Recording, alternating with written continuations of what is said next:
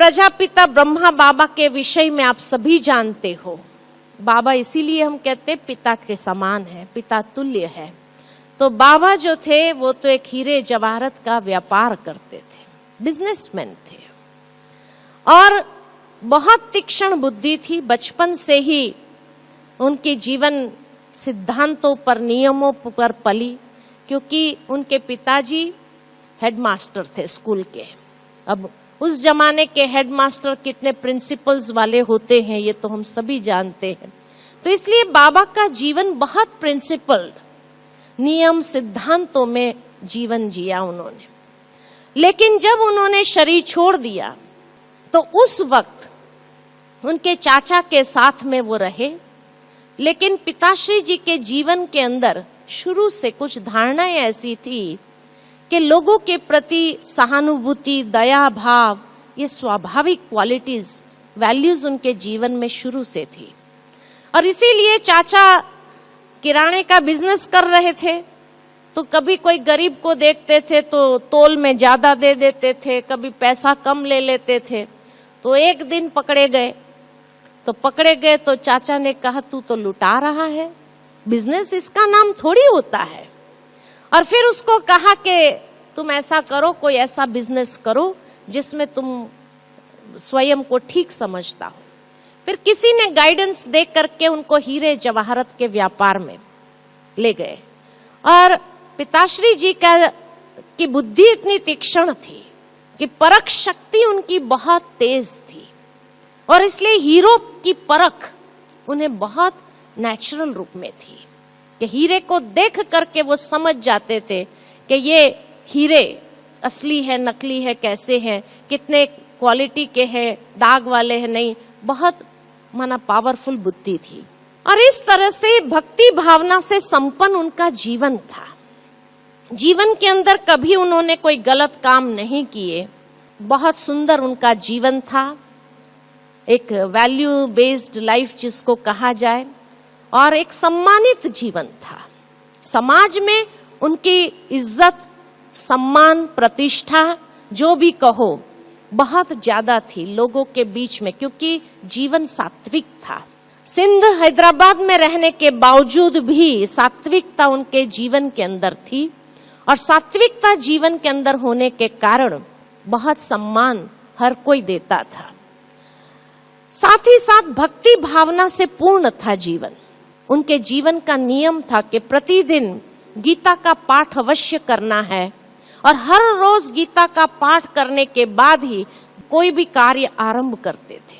सुबह सुबह गीता का पाठ होता था, उसके बाद दिनचर्या आरंभ हो जाती थी। अगर उस वक्त में कोई कितना भी बड़ा क्लाइंट क्यों ना आ जाए और बाबा को कोई कहता था कि बाबा आज बाद में पूजा कर लेना, गीता का पाठ बाद में सुन लेना, पहले ये क्लाइंट को अटेंड करो, बाबा कहते थे बिजनेस बाद में, पहले अपने जीवन की जो धारणाएं हैं उसको पहले पूरा करना। इतना निष्ठा थी उनके धर्म के प्रति। संपन्न परिवार के थे, स्वभाव से दानी महादानी के रूप में हर रोज गीता के पाठ करने के बाद भी जीवन के अंदर करीबन 12 गुरु किए उन्होंने। लेकिन इतना होने के बावजूद भी एक खोज थी, सत्य की खोज कि आखिर भी सत्य क्या है, और उस खोज में जैसे लगे हुए थे। 12 गुरु जो उन्होंने किए, हर गुरु से कोई ना कोई विचित्र अनुभव था, इसीलिए कोई और श्रेष्ठ गुरु की तलाश में आगे जाते थे। एक दिन गुरु का टेलीग्राम आया उनको, तो उनके घर में नामकरण की विधि चल रही थी। तो जब नामकरण की विधि चल रही थी, गुरु का टेलीग्राम आया तो उन्होंने जाने की तैयारी कर ली। परिवार वालों ने कहा कि ये फंक्शन पूरा कर लो, बाद में निकल जाओ आप। तो बाबा ने कहा गुरु का बुलावा काल का बुलावा है। आज अगर काल आ जाए तो मैं काल को कहूंगा क्या कि मेरे घर में फंक्शन है इसलिए बाद में मुझे लेने के लिए आना। तो गुरु की आज्ञा को तुरंत पालन करना होगा, इसलिए वो तुरंत निकल गए वहां से। लेकिन जब गुरु जी के पास पहुंचे तो गुरु जी ने कहा कि मुझे 10,000 रुपए की आवश्यकता है। आज के 10,000 और उस जमाने के 10,000, 1936 के पहले की मैं बात कर रही हूँ, तो उस जमाने के 10,000 की वैल्यू कितनी होगी। लेकिन बिना कुछ पूछे पिताश्री जी ने तुरंत पैसे निकाल करके दे दिए। परंतु गुरु जी को लगा कि मुझे उसको बताना चाहिए कि मैंने किस लिए मांगा है ये 10,000 रुपया। तब गुरु जी ने कहा कि मेरा एक शिष्य सट्टे में हार गया है और उसकी इज्जत बचानी है, इसीलिए मुझे ये 10,000 रुपए की आवश्यकता है। तब पिताश्री जी के मन में विचार आया कि अगर एक शिष्य को बुरी आदत से वो नहीं छुड़ा सके और उसकी इज्जत बचाने के लिए आज उनको दूसरे से हाथ मांगना फैलाना पड़ा, तो ये हमें मोक्ष या जीवन मुक्ति कैसे दे सकते हैं। इस तरह से कोई ना कोई विचित्र अनुभव होता था, तब वो दूसरा गुरु करते थे। फिर जब 12वां गुरु था उनका, उस समय पिताश्री जी को दिव्य साक्षात्कार हुए विष्णु चतुर्भुज के। और जब विष्णु चतुर्भुज के साक्षात्कार हुए, उनके मुख से उन्होंने एक आवाज सुनी, अहम चतुर्भुज तत्त्वम्। समझ नहीं पाए कि ये मतलब क्या है, तो उन्होंने अपने गुरु जी से पत्र लिखा और कहा कि मुझे आपकी कृपा से विष्णु चतुर्भुज का साक्षात्कार हुआ और उनके मुख से ये शब्द सुनाई दिए कि अहम चतुर्भुज तत्त्वम्। क्या आप स्पष्ट करेंगे कि इसका भाव क्या है। तो 12वें गुरु जी ने पत्र लिखा कि मुझे अभी तक मुझे खुद को भी साक्षात्कार नहीं हुआ है, इसीलिए ये मेरी कृपा नहीं है, लेकिन ये शायद परमात्मा की कृपा है आपकी निष्ठा और भक्ति को देख करके। इसीलिए वो क्या कहना चाहते हैं उसके भाव को तो मैं भी नहीं समझ पा रहा हूँ। तब पिताश्री जी के मन में आया कि तो फिर भगवान ने मुझे ये साक्षात्कार क्यों कराया और उसके पीछे उनका भाव क्या है, क्या कहना चाह रहे हैं। विष्णु चतुर्भुज का दिव्य साक्षात्कार करके बहुत खुशी हुई, महसूस हुआ कि आज मेरी भक्ति का फल शायद मुझे भगवान ने दिया है, बेहद खुशी थी। लेकिन इस एक बात की खोज के कि आखिर वो कहना क्या चाहते थे, वो समझ नहीं पा रहे थे। उसके बाद ये बात को समझने के लिए वो कलकत्ता जा रहे थे, लेकिन रास्ते में जब बनारस आया तो बनारस में उतर गए। उन्होंने सोचा कि मेरे मित्र का मकान है, यहाँ पर बंगला है, थोड़ा दिन रहूंगा और रह करके इसकी खोज करूंगा कि आखिर वो क्या मैसेज देना चाहते थे। कोई ना कोई गुरु की आशीर्वाद अगर हो जाएगी तो मालूम पड़ेगा। तो इसलिए बनारस में उतर गए। लेकिन जब बनारस में उतरे तो एक दिन गंगा तट के पास में बैठे थे एक वृक्ष के नीचे और अचानक पुनः ध्यान मग्न हो गए। और इस समय उनको 4 साक्षात्कार हुआ। पहला साक्षात्कार जो हुआ वो इस संसार के महाविनाश का साक्षात्कार देखा कि किस तरह से ये दुनिया का परिवर्तन हो रहा है। परिवर्तन के 3 दृश्य देखे। पहला दृश्य देखा कि किस तरह प्राकृतिक आपदाएं आती है और सारी दुनिया का महान परिवर्तन हो रहा है। दूसरा दृश्य उन्होंने देखा कि कैसे ऊपर से जैसे आग के गोले नीचे गिर रहे हैं। एटम बॉम्ब्स तो उस समय में बने नहीं थे, लेकिन उन्होंने देखा कि जैसे आग के गोले ऊपर से नीचे गिर रहे हैं और नीचे आकर के बहुत बड़ी आग के रूप में और भस्मीभूत हो रहे हैं, लाखों लोग उसमें मर रहे हैं। ये दृश्य देखा। और तीसरा दृश्य उन्होंने देखा खूनी नाहक खेल, जाति भेद, धर्म भेद, भाषा भेद, भेदों के कारण लड़ाई झगड़ा और खून की नदियां बह रही है। ये 3 दृश्य जब देखे तो उनका हृदय इतना विदीर्ण हुआ और कहा बस करो प्रभु, ये दृश्य मैं आगे देख नहीं सकता, उसके बदले आपका कोई मोहिनी स्वरूप दिखाओ। तब चौथा दृश्य उन्होंने देखा कि जैसे सारा संसार परिवर्तन हो गया और एक दैवी सृष्टि का निर्माण होता है। पवित्र आत्माएं ऊपर से नीचे आती है, कोई ना कोई देवी या देवता का चोला धारण करती है और एक ऐसी दैवी दुनिया देखी उन्होंने। इतनी सुंदर दुनिया थी वो। और उसके बाद आवाज सुनाई दिया कि निकट भविष्य में ऐसे महाविनाश के बाद ऐसी सुनहरी दुनिया तुम्हें बनानी है। उस समय पिताश्री जी जैसे कॉन्शियसनेस में आए तो उनको लगा ऐसी दुनिया मैं तो कैसे बना सकता, आखिर भी भगवान क्या कहना चाहते हैं, और ये इतना बड़ा विनाश होगा। और वो विनाश के दृश्य देखने के बाद उनके मन में एक वैराग उत्पन्न हुआ कि निकट भविष्य में इतना बड़ा विनाश होगा और उसके बाद ऐसी दुनिया मैं कैसे बना सकता हूँ। असमर्थी महसूस होने लगी अपनी कि मैं तो नहीं कर सकता हूँ ये काम। और फिर वहां से चले कलकत्ता गए, क्योंकि उनका एक बिजनेस बॉम्बे में था, एक बिजनेस कलकत्ता में था और एक बिजनेस हैदराबाद सिंध में था। 3 जगह पर ऐसे बिजनेस फैले हुए थे, क्योंकि बाबा का संबंध राजा महाराजाओं के साथ, ये जवाहरत के कारण राजा महाराजाओं से बाबा का संबंध विशेष था। क्वीन विक्टोरिया उस समय थी, तो उस समय क्वीन विक्टोरिया के लिए भी काफी गहने बाबा ने बना के दिए थे। नेपाल के राजा के लिए भी बाबा ने गहने बना के दिए थे, उदयपुर के राजा के लिए गहने बना के दिए। तो राजा महाराजाओं से संबंध बाबा का बहुत घनिष्ठ था। और जब वो राजाओं के पास भी जाते थे तो कभी कभी वो राजा लोग भी हंसते थे कि शायद भगवान से गलती हो गई, हमें राजा बना दिया, राजाई गुण तो आपके अंदर थे। तो बाबा कहते थे कि भगवान से कभी गलती नहीं होती है, भगवान जो करता है सही करता है।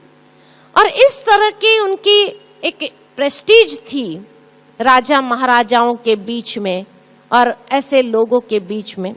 जब कलकत्ता पहुंचे तो उनके अंदर वैराग तो उत्पन्न हुआ, उस कारण से उन्होंने वहां का बिजनेस जो पार्टनर संभाल रहे थे, तो पार्टनर से कह दिया कि मैं ये बिजनेस समेटना चाहता हूँ, आप हिसाब कर दीजिए और मुझे इसमें से निवृत्त कर दीजिए। तो पार्टनर जानता था कि पिताश्री जी का नाम इतना सम्मान से लिया जाता है समाज के अंदर, और इसीलिए बिजनेस इतना तरक्की कर रहा है, और ऐसे समय में अगर वो रिटायर हो जाएंगे, निकल जाएंगे, तो बिजनेस के ऊपर असर तो आएगी ही। तो पार्टनर ने पहले मना किया, फिर कहा सिर्फ आपका नाम रहे। कहा नहीं, मुझे नाम भी नहीं चाहिए, जो भी है आप जो भी देंगे मैं देखना भी नहीं चाहता हूं हिसाब को, मुझे पूर्ण विश्वास है आपके ऊपर, आप जो भी हिसाब करके देंगे मैं उसको स्वीकार कर लूंगा।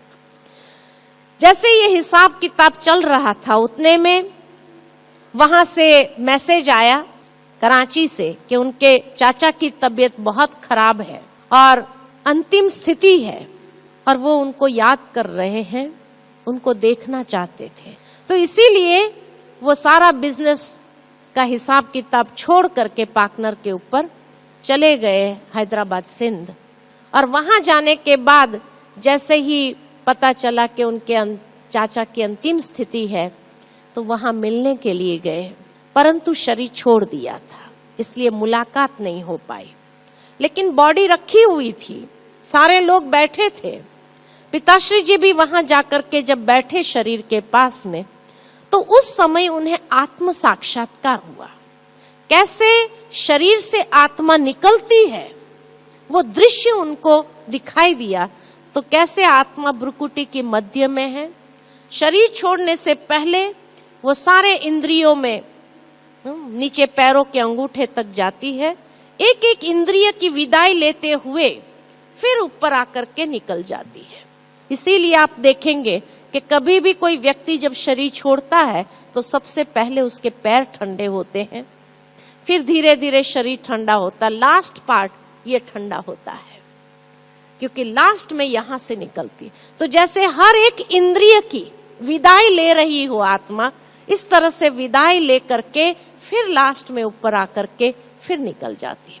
तो ये दृश्य उन्होंने पूरा देखा साक्षात्कार के रूप में, एक ध्यान मग्न स्थिति में। तो उसके बाद जैसे उनको आत्मज्ञान हुआ कि इसका मतलब मैं भी ये देह नहीं, मैं भी एक आत्मा हूं, और आत्मा तो अजर अमर अविनाशी है, आत्मा चैतन्य शक्ति है। ये ज्ञान जैसे उन्हें प्राप्त होने लगा कि आत्मा अजर अमर अविनाशी है, शाश्वत शक्ति है, आत्मा कभी मरती नहीं है, पंच इंद्रियों का ये चोला धारण करके अपना पात्र बजाती है। पात्र पूरा होने के बाद वह आत्मा चली जाती है दूसरा पात्र बजाने के लिए। तो ये सारा दृश्य देखने के बाद उन्हें आत्मबोध प्राप्त हुआ। उसके बाद उन्होंने अपने घरों में जिसको भी देखते थे तो यही भाव से देखते थे कि इसका मतलब ये भी आत्मा है, ये भी आत्मा है, ये भी आत्मा है, मैं भी एक आत्मा हूं। तो हर एक के साथ जब व्यवहार में आने लगे तो एक आत्म भाव से ही व्यवहारिक रूप से एक दूसरे के साथ व्यवहार करने लगे। वो दैहिक भाव कि ये मेरी बेटी है, ये मेरा बेटा है, ये मेरी पत्नी, ये मेरा भाई, ये भाव सारा निकल गया, आत्म भाव जागृत हो गया। घर में दीवारों पर उन्होंने लिख दिया मैं आत्मा हूं, यशोदा आत्मा है ना, हर एक के नाम सहित ये भी आत्मा है। जैसे आत्म की बातें सारी लिख दिए, पक्का कर दिया, अंदर आत्म भाव को पक्का किया।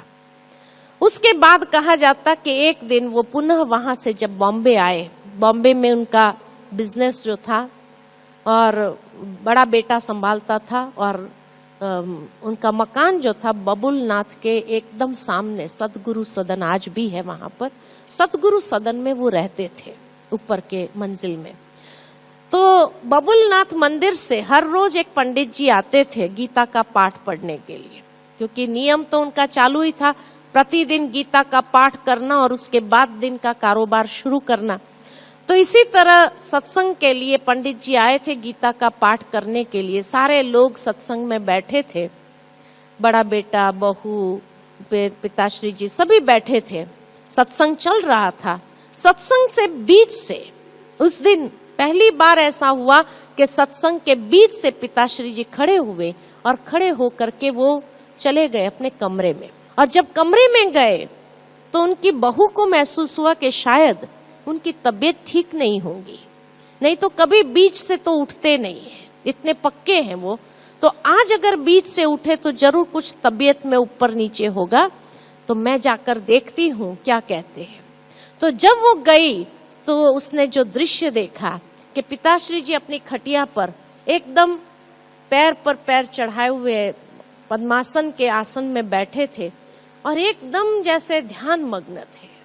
और फिर धीरे धीरे जैसे उनके नेत्र जो बंद थे वो खुलने लगे और आंखों से इतना पावरफुल प्रकाश जैसे सारे कमरे को प्रकाशित कर रहा था, इतना पावरफुल प्रकाश था कि वो वहीं बैठ गई देखने के लिए कि क्या होता है, ये क्या हो रहा है। उसको भी आश्चर्य लग रहा था। उस समय कहा जाता है कि एक बहुत पावरफुल लाइट बाबा के नैनों से निकल रही थी और जैसे सारे कमरे को प्रकाशित कर रही थी। और उसके बाद 3 वचन उनके मुख से सुनाई दिए, निजानंद स्वरूपम शिवोहम शिवोहम, प्रकाश स्वरूपम शिवोहम शिवोहम, ज्ञान स्वरूपम शिवोहम शिवोहम। तो ये 3 महावाक्य उच्चारण हुए और उसके बाद पुनः वो लाइट चली गई। और जैसे ही पिताश्री जी अपने होश में आए तो पहला उन्होंने यही कहा, कहाँ गई वो लाइट, कहाँ गई वो लाइट। उनकी बहू ने पूछा कि पिताश्री जी को कि क्या हो रहा है आपको। तब उन्होंने बताया कि एक बहुत पावरफुल लाइट थी, बहुत तेजोमय लाइट थी और ऐसा महसूस हुआ कि मेरे नजदीक आ रही है। और फिर ऐसा लगा जैसे मेरे अंदर प्रवेश हुई वो लाइट और कुछ उच्चारण करके गई।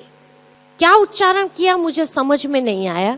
तब उनकी बहू ने बताया कि ये 3 महावाक्य उच्चारण हुए कि ज्ञान स्वरूपम शिवोहम शिवो, माना मैं ज्ञान का स्वरूप, मैं शिव हूं, मैं शिव हूं। परमात्मा ने अपना परिचय दिया था कि मैं ज्ञान का स्वरूप, मैं शिव हूं, मैं शिव हूं। निजानंद स्वरूपम शिवोहम शिवो, मैं आनंद स्वरूपम शिव, मैं शिव हूं, मैं शिव हूं।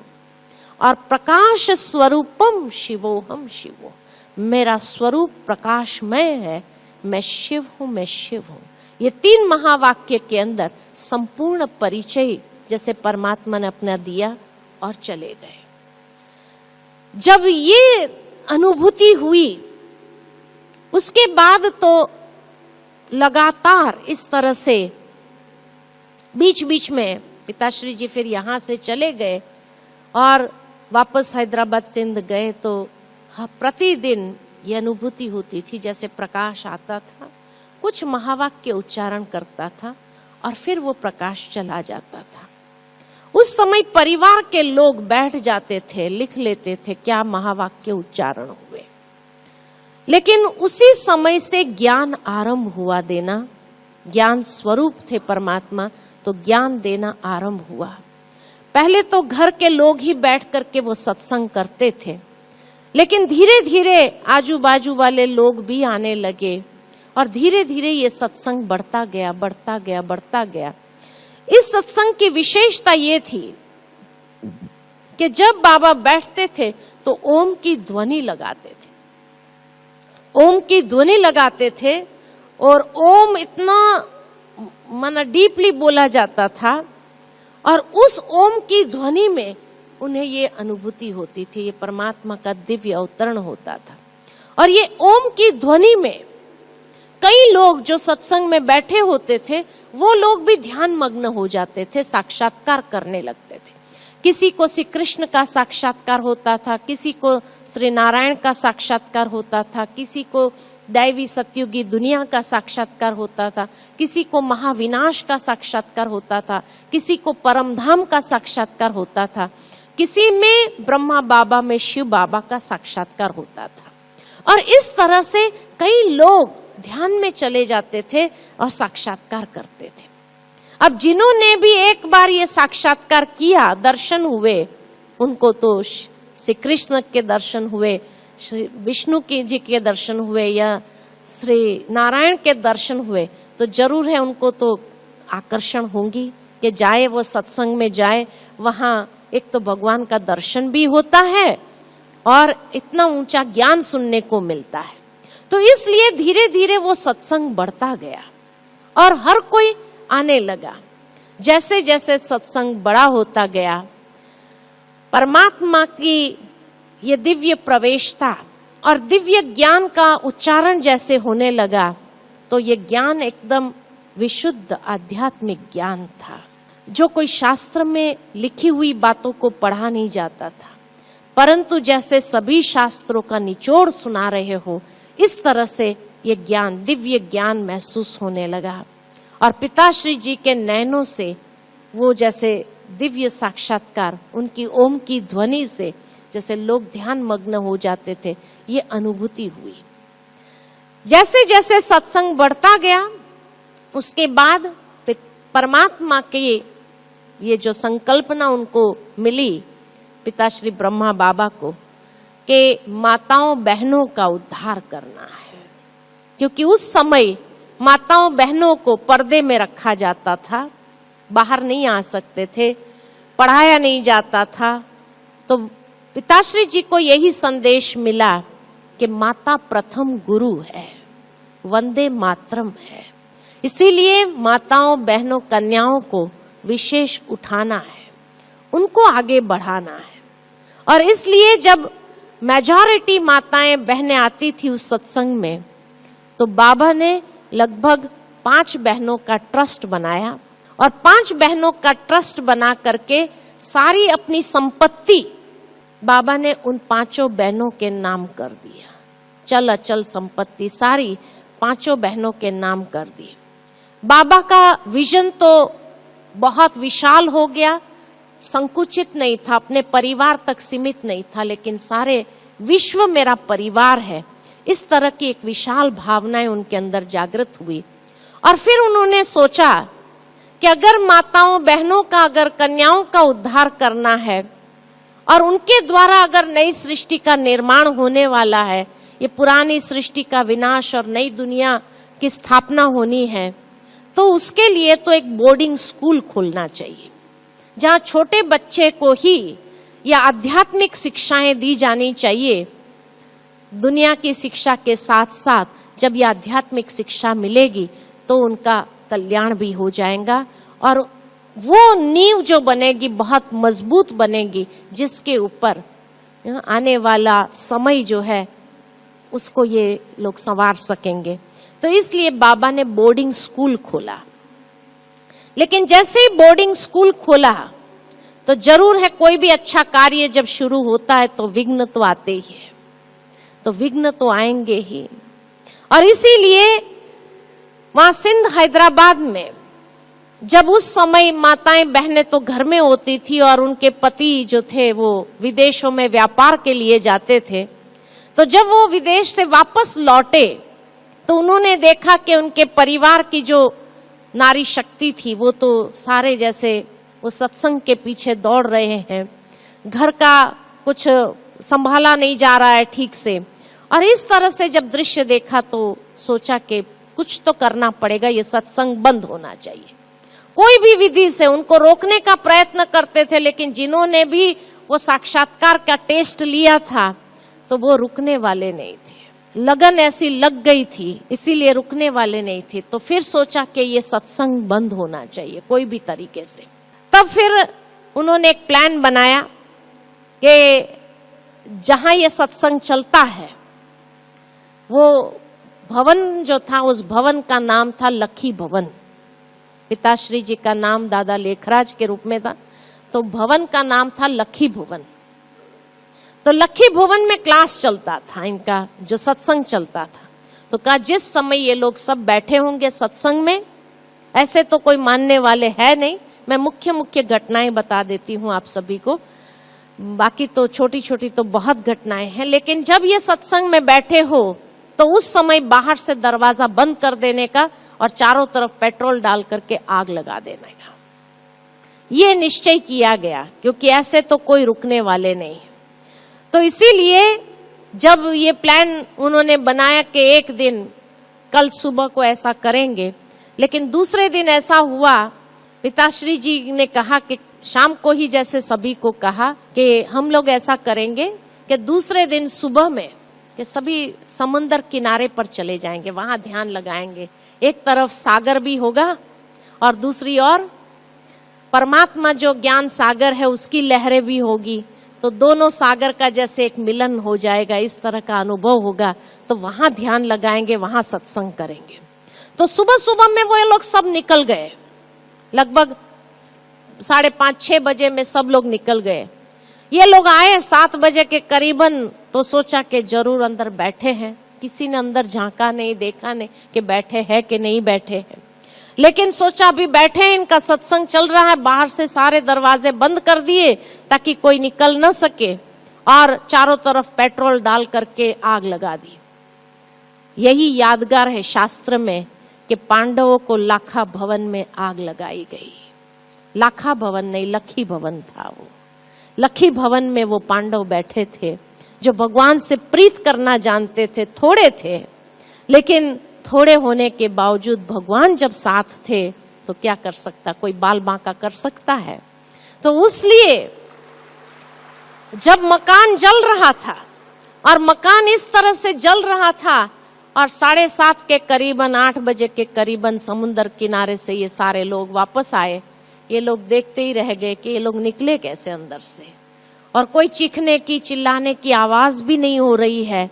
लेकिन जब दूसरी ओर से देखते हैं, सामने से आए, सब कोई शांति में खड़े रहे, देख रहे हैं मकान जल रहा है, कुछ नहीं कर सकते हैं, लेकिन सारे बच्चे सेफ थे।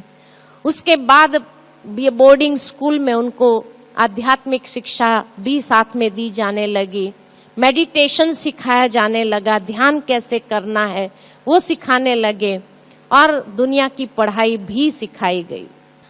उसके बाद तो पार्टीशन हुआ, हिंदुस्तान पाकिस्तान का काफी लड़ाई झगड़े होने लगे, खून खराबा होने लगे। उस समय वो सारे बच्चों के जो माँ बाप थे सभी अपने बच्चों को छोड़ छाड़ करके, कोई कहाँ गया, कोई कहाँ गया, कोई भारत में आया, कोई विदेश में चला गया, सब छोड़ करके निकल गए।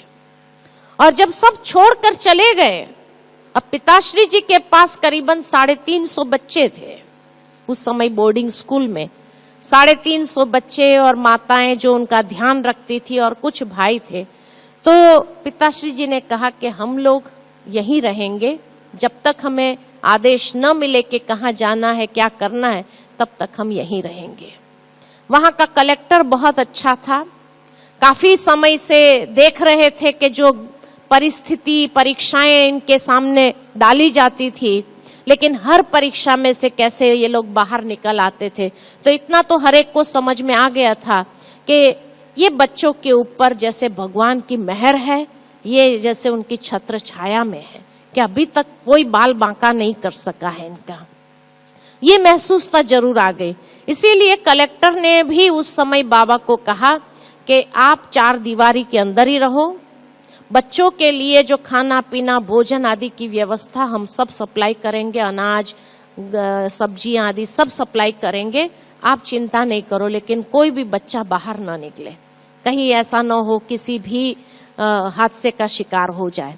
तो ये 350 बच्चे अंदर थे और उन्हें मना कर दिया गया कोई को बाहर निकलना नहीं है। तो 14 साल तक अंदर ही रहे 14 साल। और आप सोच सकते हैं कि पिताश्री जी, उस समय धन की कोई इनकम नहीं थी, लेकिन 14 साल तक पिताश्री जी ने अपने ही धन से ये 350 की परवरिश की। तो कितना धन होगा बाबा के पास उस जमाने का, समझ सकते हैं। और इसलिए जब परवरिश की 14 साल 1936 में, जब ये बोर्डिंग स्कूल शुरू हुआ था 36-37 में, 1950 तक वहां रहे। 1950 में उन्हें परमात्मा का दिव्य संदेश प्राप्त हुआ कि भारत वो अविनाशी भूमि है, परमात्मा की प्रत्यक्षता की भूमि है, इसलिए भारत में जाना है। लेकिन भारत में कहाँ जाना है? तो कहा एक पहाड़ी है, आध्यात्मिक पहाड़ी पर जाना है, बस इतना संदेश मिला और कुछ भी नहीं मिला। तो बाबा ने उस समय मुख्य 4-5 भाई बहनों का ग्रुप बनाकर उनको भारत भेजा कि आप वो आध्यात्मिक पहाड़ी को ढूंढो कि जहां ये 350 बच्चों को ले जाकर के सुरक्षित रख सके। हम काफी माना पहाड़ियों पर ये लोग घूमे, महाबलेश्वर, माथेरान, इधर हिमालय के तरफ भी, उत्तरांचल में भी गए, उस तरफ भी। लेकिन जिसको भी पूछते थे कि आध्यात्मिक पहाड़ी कौन सी है, तो कहते थे हमें पता नहीं। फिर एक बार बॉम्बे में बैठे थे, कोई महात्मा जी किसी के घर में आए थे, तो उनसे बातचीत होने लगी। तो उसको जब पूछा कि भारत की आध्यात्मिक पहाड़ी कौन सी है, तब उन्होंने कहा आध्यात्मिक पहाड़ी का तो मुझे पता नहीं, लेकिन इतना जरूर पता है कि माउंट आबू जो है वो आध्यात्मिक स्थान है।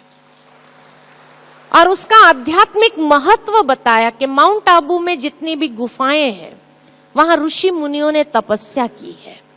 दूसरा कहा जाता है कि अरावली की पहाड़ियों में पांडवों की अंतिम तपस्या पूरी हुई थी। तीसरा कहा जाता है कि ब्रह्मा ने सरस्वती को जो वेदों का ज्ञान दिया था वो अर्बुदा पहाड़ी पर दिया था, इसीलिए अर्बुदा पहाड़ी से इसका नाम आबू पड़ा है। और इस तरह से जो महत्व, सारा आध्यात्मिक महत्व उसका बताया, तो वो आध्यात्मिक महत्व को जानने के बाद वो यहाँ पर देखने आए। और सचमुच यहाँ पर बड़े बड़े उस समय के राजाओं की कोठियां बनी हुई थी, क्योंकि गर्मी के दिनों में सारे राजा लोग यहाँ आकर के रहते थे अपने परिवार के साथ। तो जयपुर राजा की कोठी, जो मेजॉरिटी तो होटल्स में ट्रांसफर हो गई, तो एक भरतपुर राजा की कोठी थी, बहुत बड़ी थी। तो जब उन्होंने देखा और बहुत नॉमिनल उसका रेंट बताया, तब उन्होंने पिताश्री जी को लेटर लिखा और कहा इस तरह की एक कोठी है। तो पिताश्री जी ने कहा वो कोठी रेंट कर लो और मैं सारे बच्चों को लेकर के आ रहा हूँ। जब वो बच्चों को लेकर के वहां से निकले कराची से, तो वहां के कलेक्टर और जो भी लोग थे सबके आंखों में आंसू आ गए, क्योंकि वो जानते थे कि ये लोग तपस्या करते हैं, छोटे छोटे बच्चे तपस्या करते हैं। तो इसीलिए कहते आप लोग एक पाक कार्य कर रहे थे और आप लोग इस भूमि को छोड़ के जाएंगे तो ये भूमि पर नापाक कर्तव्य होंगे, इसलिए आप जाओ नहीं। कलेक्टर इतना रोया कि हमारी सेवा में कोई कमी हो तो बताओ, हम आपको जिस तरह से भी कहेंगे वो कमी पूरी कर देंगे। पिताश्री जी ने कहा कि नहीं, हमें परमात्मा का आदेश मिला है, उस आदेश का पालन करने के लिए हम भारत जा रहे हैं। तो उन्होंने उस वक्त एक सुई को भी छोड़ा नहीं, कहा जो भी माल सामान है पूरा स्टिमर भर के दिया, सारे लोड करवाया, बच्चे थे तो सारे लोडरों से लोड करवाया, एक सुई जितना भी चीज वहां छोड़ने नहीं दिया, कहा आप सब चीज ले जाइए और ये मेरी ये होंगी कि आप लोग सुरक्षित वहां पहुंच जाओ। भारत में ओखा बंदर पर आकर के उतरे और जब ओखा बंदर आकर के उतरे तो यहाँ से फिर माउंट आबू की तरफ ये लोग आने लगे। और इस तरह माउंट आबू जब पहुंचे तो माउंट आबू में पिताश्री जी ने भरतपुर राजा की कोठी में सभी रहे। 350 बच्चों का एकोमोडेशन वहां पर बहुत अच्छी तरह से किया, सारा बोट लोड कर दिया, सब कुछ वहां से आया। ट्रेन के द्वारा माउंट आबू ओखा बंदर से लेकर के पहुंचे और यहाँ जब आया तो आबू की वो पहाड़ियों में जहाँ इतनी शांति शीतलता ये सब महसूस किया। और इस तरह से ये यज्ञ जो है ज्ञान यज्ञ कराची में स्थापन हुआ और फिर माउंट आबू आया। यहाँ से फिर सारे विश्व के अंदर जैसे जैसे भाई बहनें गए उन्हें निमंत्रण मिला और इस तरह से सेंटर्स एस्टैब्लिश हुए और सेंटर्स खुलते गए। गर्व होता है ये कहते हुए कि लार्जेस्ट लेडीज मैनेज्ड ऑर्गेनाइजेशन है आज। इन्हीं शब्दों के साथ ओम शांति।